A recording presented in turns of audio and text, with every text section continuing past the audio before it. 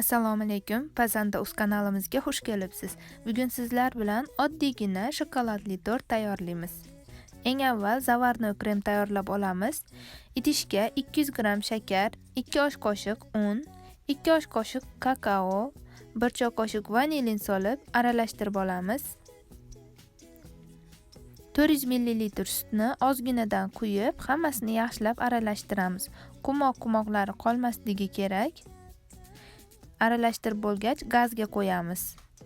Tinmasdan kavlab turamiz, quyuqlashgunicha qaynatib olamiz. Mana zavarnoy kremimiz tayyor. Strech selofan yopib, yaxshilab xolodilnikda sovutib olamiz. Endi esa biskvit uchun quruq masalliqlarni elakdan o'tkazamiz. 4 osh qoshiq to'la un, 2 osh qoshiq to'la kakao, 1 choy qoshiq razrixlitel, 1 choy qoshiq vanilinni elakdan o'tkazamiz. Aralashtirib chetga olib turamiz. Alohida idishda 6 ta tuxumni oqini sarig'idan ehtiyotkorlik bilan ajratamiz. Idishlar toza, tuxum esa muzdek bo'lishi kerak.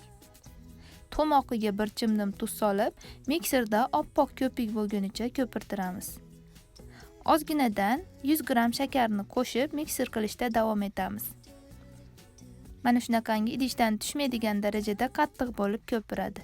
Tuxum sarig'ini ham 50 g shakar bilan oppoq massa bo'lgunicha ko'pirtiramiz. Mana endi tuxum oqini sarig'iga ozginadan qo'shib, bir tomonga aylantirib, aralashtirib olamiz.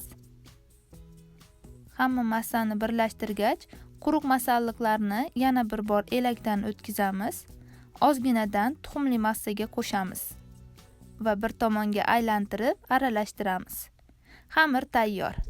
Men diametri 22 cm bo'lgan ikkita qolipda 15 minut pishirib oldim. Agar bitta qolipda pishirsanglar 180 gradusda yarim soat yoki 30-35 minutda pishirib olasizlar. Pishganini gugurt cho'pi yordamida tekshirib ko'ramiz. Biskvitni yaxshilab sovutib, qolipdan chiqaramiz va har bir ko'shni ikkiga bo'lib, jami 4 ta ko'sh tayyorlab olamiz. Mana zavarnoy kremimiz ham sovidi. Endi krem tayyorlaymiz. 300 g yumshoq xona haroratida turgan saryog'ni mikserda oppoq massa bo'lgunicha ko'pirtiramiz. Mana anchagina farqi bor avvalgi holatidan. Endi bunga ozginadan zavarnoy kremdan qo'shib mikser qilishda davom etamiz.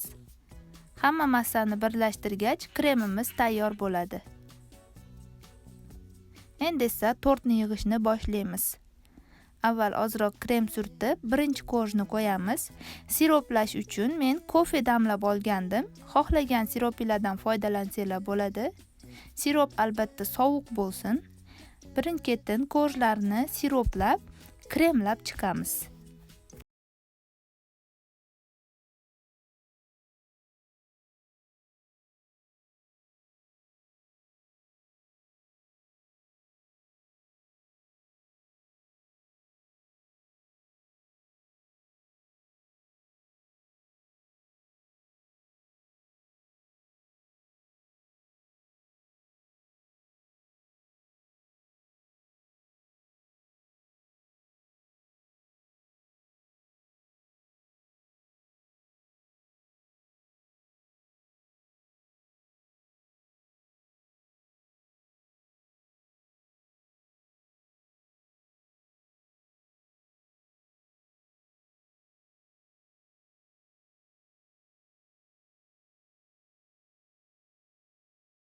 Oldik, xolodilnikka qo'yib turamiz.